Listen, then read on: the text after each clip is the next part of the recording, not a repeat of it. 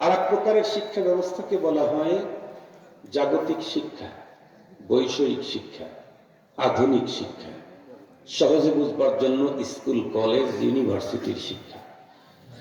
এই দুই প্রকারের শিক্ষায় যারা শিক্ষিত হয় অবশ্যই তাদের কোনো না কোনো টার্গেট আছে না নাই? আমি যে মাদ্রাসায় পড়ি আমারও একটা টার্গেট আছে, আপনি যে স্কুলে পড়েন আপনারও একটা টার্গেট আছে। যারা স্কুলে পড়ে তাদের টার্গেট হলো ক্ষণস্থায়ী এই জীবনের সুখ, শান্তি, ভোগ বিলাসিতা নিশ্চিত করা। যারা মাদ্রাসায় কোরআনের শিক্ষা অর্জন করে তাদের টার্গেট হলো পরকালীন চিরস্থায়ী জীবনের সুখ, শান্তি আর ভোগ বিলাসিতা নিশ্চিত করা। এ পৃথিবীতে যত সৃষ্টিকুলকে আল্লাহ সৃষ্টি করেছেন, আল্লাহ পাকের সৃষ্টির লক্ষ্যের দিক থেকে দুই প্রকার। এক প্রকারের সৃষ্টি যাদেরকে আল্লাহ শুধুমাত্র, কেবলমাত্র, একমাত্র তার গোলামির জন্য তৈরি করেছেন। আল্লাহ বলেন, ওয়ামা খালাকতুল জিন্না ওয়াল ইনসা ইল্লা লিয়াবুদুন। মা খালাকতুল জিন্না ওয়াল ইনসা বুখা নিস্তেমাকসুদ জুজ ইবাদত আজ জাহা। জিন ইনসানকে শুধুমাত্র, কেবলমাত্র, একমাত্র আল্লাহর গোলামির জন্য তৈরি করেছেন। ক্ষণস্থায়ী এই জীবনে জিন ইনসান শুধু আল্লাহর গোলামি করবে, আর তাদের সুখ, শান্তি, ভোগ বিলাসের জন্য আল্লাহ রিজার্ভ করে রেখেছেন পরকালীন চিরস্থায়ী জীবনে। জিন ইনসান বাদে আর যত সৃষ্টিকুল আছে, বিল খুসুস প্রাণীকুল, এই সবগুলাকে আল্লাহ তাআলা তৈরি করেছেন প্রথম প্রকার সৃষ্টি জিন ইনসানের খেদমতের জন্য। আল্লাহ পাক বলেন, হুয়াল্লাযী খালাকা লাকুম মা ফিল আরদি জামিআ। তিনি ওই সত্তা যিনি তোমাদের কল্যাণে জমিনের সবকিছুকে তৈরি করেছেন। এই আসমান, জমিন, গ্রহ, নক্ষত্র, গ্যালাক্সি, তারকা, ধূমকেতু, সৌরজগৎ অবস্থিত সকল কিছু, জমিনের ভিতরে যত গাছপালা, তরুলতা, বৃক্ষরাজি যা আছে, এমনকি সমুদ্রের গভীরে যত জিনিস আছে, সবগুলি মানুষের কল্যাণে তৈরি। মনে রাখবেন, মানুষ বাদে আর যত প্রাণীকুল আছে তাদের সুখ শান্তির জন্য ক্ষণস্থায়ী এই জীবন, মানুষের সুখ শান্তির জন্য পরকালীন চিরস্থায়ী জীবন। ক্ষণস্থায়ী এই জীবনে মানুষ শুধুই আল্লাহর দাসত্ব আর গোলামি করবে। তাদের সুখ শান্তি এহকালে না পরকালে? পরকালে। এ কারণে এই জীবনে একটা তথ্য আপনাদেরকে বলি। জীবনে অনেক মুফতিদের কাছে ফতোয়া শুনেছেন, অনেক মুফাসসিরের তাফসীর শুনেছেন, অনেক ইসলামিক স্কলারদের বক্তব্য শুনেছেন। এমন ফতোয়া কি শুনেছেন কোনোদিন যে গরু নিজ মালিকের খড় যদি খায় তাহলে এটা গরুর জন্য হালাল, অন্য বাড়ির কারো খড় খাওয়া গরুর জন্য হারাম? এই ফতোয়া কি জীবনে শুনছেন? না। এমন ফতোয়া কি কোনোদিন শুনছেন বিড়াল যেই বাড়িতে সবসময় থেকে ইঁদুর মিদুর ধরে, ওই বাড়ির মালিকের যদি দুধ চুরি করে খায় বিড়াল, এটা তার জন্য বৈধ, কিন্তু অন্য বাড়িতে গিয়ে দুধ চুরি করে খাবে, এটা বিড়ালের জন্য অবৈধ? এই ফতোয়া কি জীবনে শুনছেন? শোনেননি। এমন ফতোয়া কি কোনোদিন শুনেছেন শ্রীগাল রাত্রের অন্ধকারে যত খুশি মোরগ মুরগি ধরে খেতে পারবে, তার জন্য বৈধ, কিন্তু দিনের আলোতে কোনো মানুষের মুরগি ধরে খাওয়া শ্রীগালের জন্য অবৈধ? এই ফতোয়া কি জীবনে শুনছেন? শুনেন নেই। এমন ফতোয়া কি জীবনে শুনেছেন কুকুর নির্ধারিত একটা কুকুরনির সাথেই তাকে যৌনাচার করতে হবে, যে কোনো কুকুরনির সাথে যৌনাচার করা কুকুরের জন্য হারাম? এই ফতোয়া কি জীবনে শুনেছেন? কেন শোনেন নাই? তার কারণ হলো কুকুর, শুকুর, বিড়াল, শ্রীগাল, শকুন যা আছে মানব দানব বাদে সবগুলিকে তৈরি করেছেন।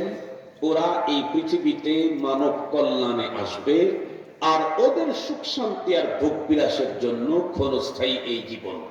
এই কারণে ক্ষণস্থায়ী এই জীবনে কুকুর, শুকুর, বিড়াল, শ্রীগাল, গরু, ছাগল, ভেড়া, এদের খাওয়ার উপরে কোনো বাধ্যবাধকতা নাই, এদের চলার উপরে কোনো বাইন্ডিং নাই, এদের বলার উপরে কোনো বাইন্ডিং নাই, এদের চাউনির উপরে কোনো বাইন্ডিং নাই, এদের ঘুমের উপরে কোনো বাইন্ডিং নাই, এদের যৌনাচারের উপরে কোনো বাইন্ডিং নাই। এরা যা খুশি তাই খাবে হালাল, যেখান থেকে সেখান থেকে খাবে হালাল, যেমনি খুশি তেমনি চলবে হালাল, যা খুশি তাই বলবে হালাল, যার সাথে খুশি তার সাথে যৌনাচার করবে হালাল। কেন?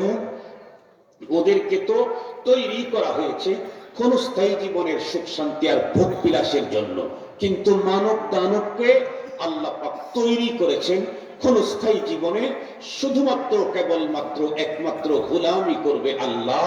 তাদের সুখ শান্তি আর ভোগ বিলাসের জন্য রিজার্ভ করে রাখা হয়েছে পরকালীন চিরস্থায়ী জীবন। সঙ্গত কারণেই মানব দানব এই পৃথিবীতে যা খুশি তাই খাইতে পারবে না, যা খুশি তাই বলতে পারবে না, যেমনি খুশি তেমনি চলতে পারবে না, যেদিকে খুশি সেদিকে তাকাইতে পারবে না, যেখান থেকে খুশি সেখান থেকে অর্থ ইনকাম করতে পারবে না, যেখানে খুশি সেখানে অর্থ বিনিয়োগ করতে পারবে না, যার সাথে খুশি তার সাথে যৌনাচার করতে পারবে না। এই তথ্য যারা মানতে রাজি নাই, আল্লাহ কোরআনে বলেন আমিও ওদেরকে মানুষ বলতে রাজি নই। আপনারা বুঝে থাকলে বলুন, এই পৃথিবীতে একজন মানুষ যা খুশি তাই বলার অধিকার আছে? যা খুশি তাই বলার, যা খুশি তাই করার, যেমনে খুশি তেমনে চলার অধিকার যদি থাকবে, তাহলে বাংলাদেশে একটা জেলখানা কেন?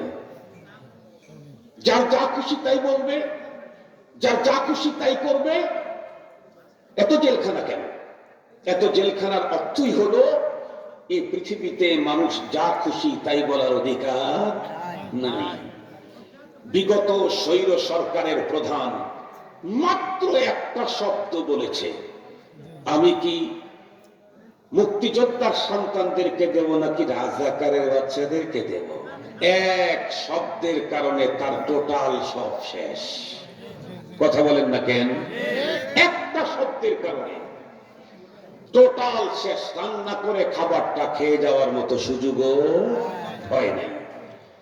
যা খুশি তাই যদি করতে পারবে, তাহলে এত এত এত জেলখানা কেন? যার যা খুশি তাই করবে, এতগুলি জেলখানা। তার অর্থই হলো এই দেশে মানুষ যা খুশি তাই করতে পারে না, যা খুশি তাই বলতে পারে না, যেমনি খুশি তেমনি অর্থ ইনকাম করতে পারে না।